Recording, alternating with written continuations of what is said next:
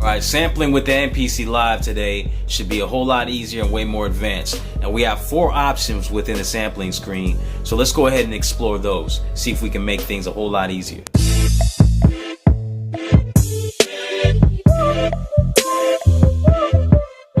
Just wanted to start this off by saying this is by no means a tutorial. It's more of a walkthrough.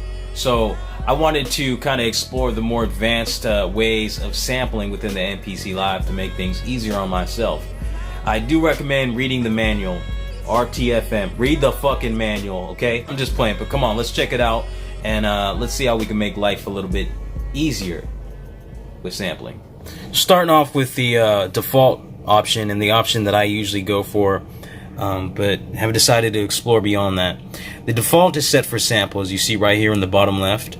And let's go ahead and check that out. I'm going to play a record. Just sample some randomness in. I'm not going to get too precise on it. So we're going to hit the arm button.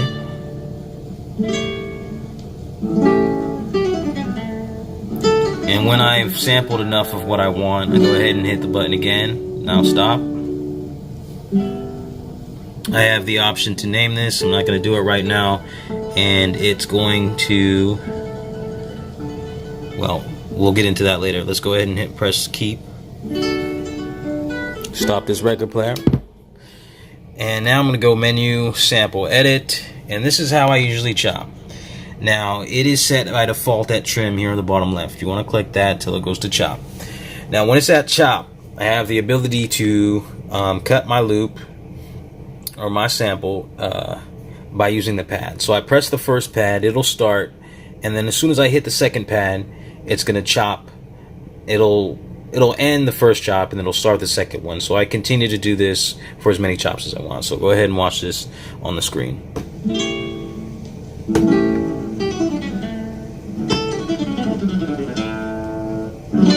So I'm gonna go with 4 chops. Stop. Okay. Now, how I usually do is I go into program and I have my drum program template already ready to go. That's my cookie cutter template. Now I go to program edit, and now I continue to assign the sample to all the pads that I have as far as many chops that I have. Okay. Now I'll go down to slice here. To begin with, they're all set at the beginning. You start by changing this to 1. This will be 2. This will be 3. This will be 4. So now I have all my chops.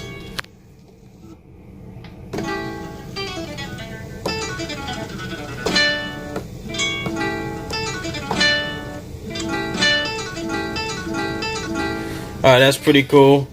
It's an advancement from maybe past ways of chopping with older samplers and older MPCs. So that's how I do now, but I have this MPC Live and I want to start doing things with a lot more ease, so I better explore the other options that we have. Okay, my next option is going to be slice. So let's go ahead and highlight that. I'll get my turntable running here. Make sure the monitor's on.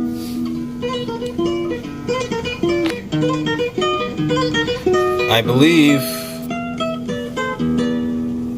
because I did try this before, I'm going to hit the pad and it's going to start the slice. Hit the next one, the next one, the next one, next one. And then this stops when you hit the stop button up here on the screen. Go ahead and stop it. Okay. Pause the turntable. Okay, so I have the option to name my tracks. I'm not going to name anything here, but you do have the option.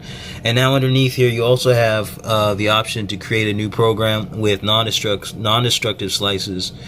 Okay, so just like the regular sampling method within the sample edit screen, where you can chop up, it's non-destructive. You can do that here. With pad parameters, I have not explored that yet. If we turn this off, let's go ahead and take a look and see what that does. Okay. Main screen. Not seeing anything. Okay, so what that did, if you turn that off, I think it just, what it does, looks like, okay. So it is non-destructive when you turn that off, but it didn't create a program. So let's try it again with non-destructive chops on and see if that creates a program for us.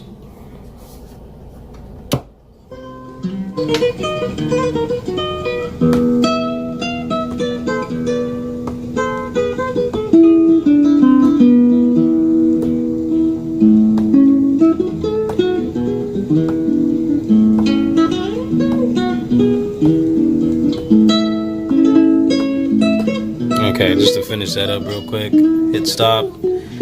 With non-destructive slices, create new program. Let's do that. Create. Okay, go to the main screen. Let's see. Okay, so there it is. That's the new program created.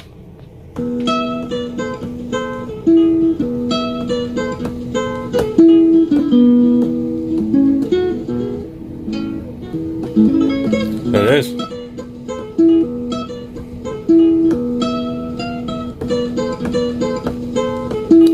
So that's pretty cool. Kind of takes some of the work out, having to go into the sample edit screen and then chop up and go in and program into your program and set all the mute groups. It's all kind of done for you there. So that definitely is something that I'll be using soon. All right, let's check out the next one. All right, so moving on, the next sampling function on here is going to be pad tap. Go ahead and select that. For this, you're going to need an empty program ready. So I already have that set to program 001. I'm going to go back in there and start my record player. And then, pretty self-explanatory, right? It's called pad tap, so let's try tapping the pads.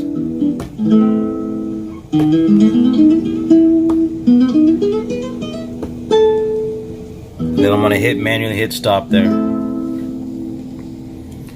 So what this one did, similar to slice, but didn't give me the option to name my sample or the option to select non-destructive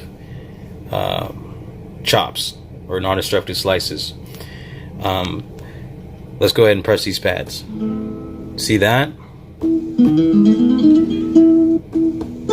So I end up still having, if we go into sample edit, I end up still having a sample that is non-destructive, right?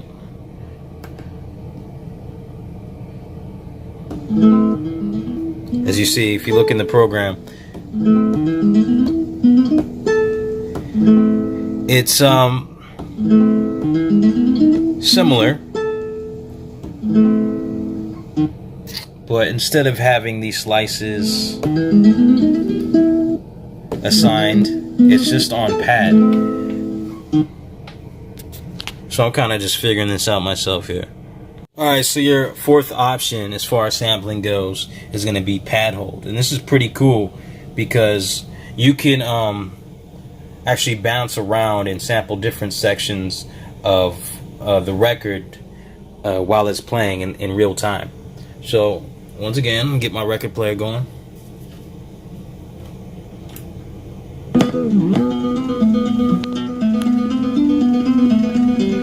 I want to get something a little more dynamic just so you can hear, you can see it. Alright, so let's just start here.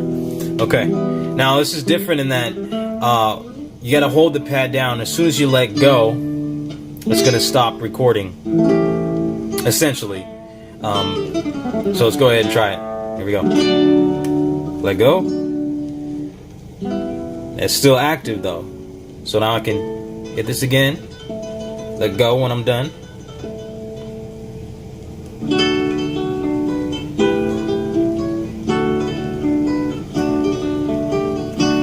Okay, so now I have 4 chops. I'm gonna manually stop this. Alright. Stopping the record. Okay. Alright, so now we have our program down here. And let's take a listen to the chops.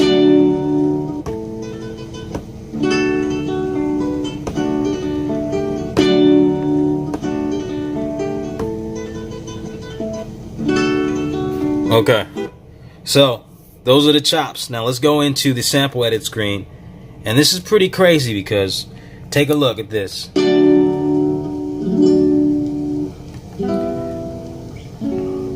Sorry, let's go into the program screen. And it's pretty crazy because if you take a look, see how my chops are just bounced around? But all of that sample is still there. All of this is still there. So it really recorded from the time that I hit the first pad, let go, and then hit my last pad and let go. It recorded everything in between, but it still created chops. It only created chops in the places where I hit the pad and then let go. So that's pretty amazing right there. Seems very useful to me. That was very cool. Some very good options right there. I'm a little confused between the differences between slice and pad tap. There didn't seem to be too many differences other than being able to name your sample and choosing to create a non-destructible. Well, there's some differences right there that I got to delve into. Some things that I overlooked before creating this video. There is the create with pad parameters. That's something that deserves an investigation. The pad hold, the last function, that was great. I think my original function of sampling is a bit antiquated now. Yeah, that's a fancy word I just used right there for out of date.